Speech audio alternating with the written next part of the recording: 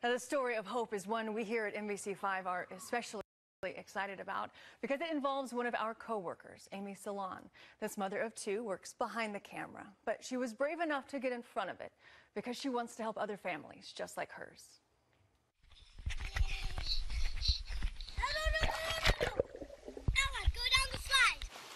In the Salon family's backyard, 5-year-old Blake and his little sister Eloise share the joys of being siblings. Okay, so up the stairs. Which today is boosted by the entertainment of a GoPro. They laugh, they joke, they giggle, they're best friends and biggest enemies at the same time. Their parents, Amy and Pete, say those complexities are appreciated because their two children didn't always connect. No. And I would say a year ago, if you peeked in our window, you would see a very different situation. Blake and Eloise didn't play together. Blake wanted to play, but he didn't know how. Since birth, they said Blake was a unique child.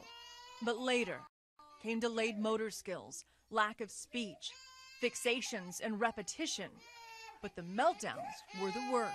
Autism took up 85% of our day, and it almost paralyzing you. Look, there's Blake. Blake is... Then just before Blake's 3rd birthday, he was diagnosed with autism spectrum disorder. You know, it is a very terrifying thing to hear. You know, worst fears come into your mind. He's never going to work. He's never going to have a girlfriend, never get married. 6 weeks after that diagnosis, the Salon family found out about Duke University doing a medical trial to help children with autism.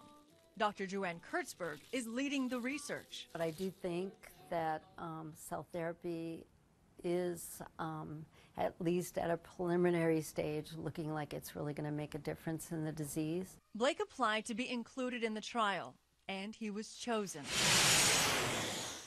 During the family's 2 trips to Duke, researchers used an IV to insert a fluid into Blake, which either contained his own cord blood cells, which were banked and stored after birth, or he was given another child's cells, or none at all, in the form of a placebo. The study is blinded, so no one knows what their child received.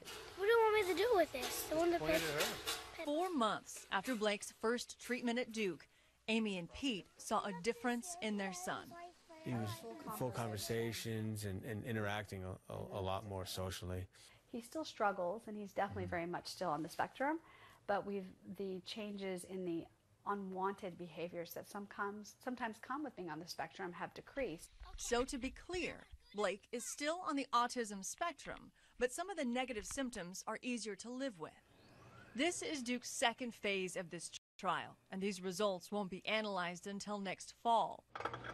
However, the trial's 1st phase, which is already complete, showed promising results for the children with autism who participated in this study.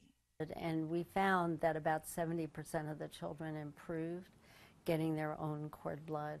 If this 2nd trial also shows that cord blood is beneficial, Duke will work with the FDA to expedite approval of this treatment for all children on the autism spectrum. That will be very exciting because I know how challenging it is to have a child with autism. For Amy and Pete, Hi! this research has given them hope because they can see a difference in their son. Oh, okay, you need deep pressure? You need a little deep pressure? Even though they are still years away from seeing Duke's trial results on paper.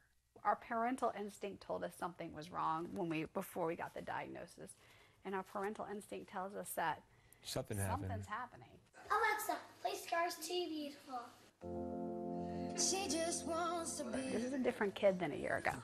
Amy hopes that more people will open up and talk about what it's like living with autism, so others who don't have it will be more understanding during the most difficult moments that it can bring.